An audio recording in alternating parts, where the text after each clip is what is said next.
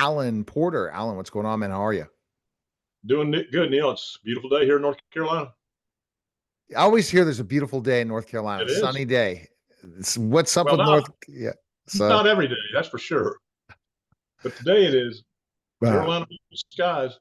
all right. We're getting close to March Madness for sure. And Pitt's not going to be there. Oh my, they're terrible this year. What happened to them? And that's a Duke guy too, Alan.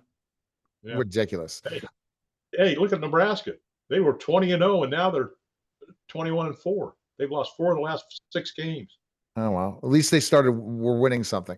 All right. So Yeah. topic today, the hidden cost of the big beautiful bill. Why predictable taxes don't mean predictable risk. Why can predictable tax rates still create risk, Alan? Neil, because permanence encourages complacency. When owners assume the environment is stable, they stop redesigning structure. Risk shifts from tax liability or volatility to structural fragility. What is it? FAG, FRAG. I can't even pronounce it, Neil. Fragility. Fragility. It's Yeah, fragility. okay. Okay. But that's what the problem is. People get set in certain ways. And if you're not continually changing things, you're going to be caught red handed. How does this bill impact pass-through business owners specifically? The 20% QBI deduction remains powerful. It absolutely does. But income thresholds, such as wage limitations and phase outs, still apply. Now, high earners can still lose benefits if the planning isn't right. And Neil, what I always said, you got to have a plan and you got to improve on your plan. What about compliance and reporting? Are they easy? Absolutely not. Reporting requirements, third-party data tracking, and enforcement tools continue to expand, and they're immediate. Tax rates may be stable, but oversight isn't shrinking. In fact, it's growing, which can And be a good thing because with this crap that's the all the fraud that's been going on, now they can't hide it.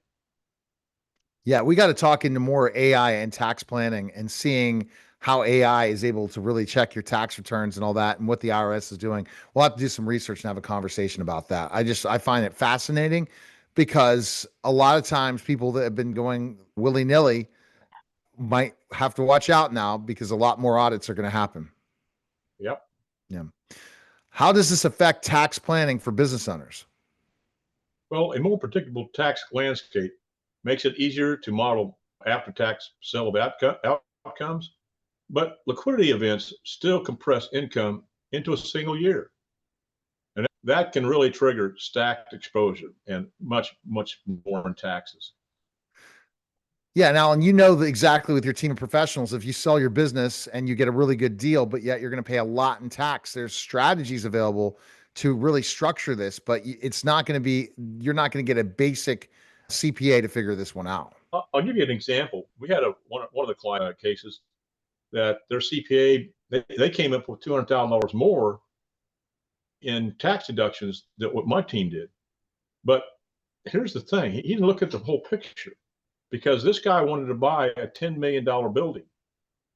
And if he's only showing he's making $50,000 a year, he's not going to qualify for the loan.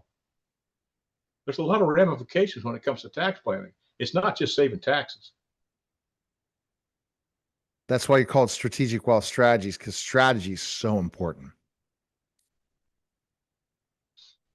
All right. Should business owners reinvest more aggressively now? Only if reinvestment signs aligns with long-term governance and cash flow strategy. That's the most important thing, the cash flow strategy. Bonus depreciation shouldn't drive purchases. Strategy should. That's why you have to have the plan, Neil. Absolutely. And what's the real takeaway from this new legislation, Alan? Well, I want the people to think about that. It's not just a bill, it's a strategic reset. Owners who redesign structures win. Owners who assume we're good now, they fall far behind.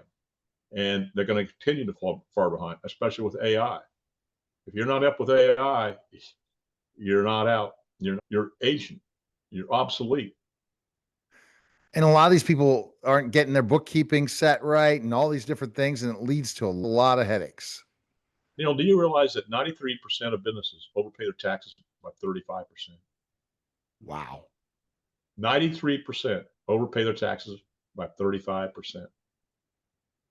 And that's what we do. We go in there and we find out where that 35%, sometimes it's 50%.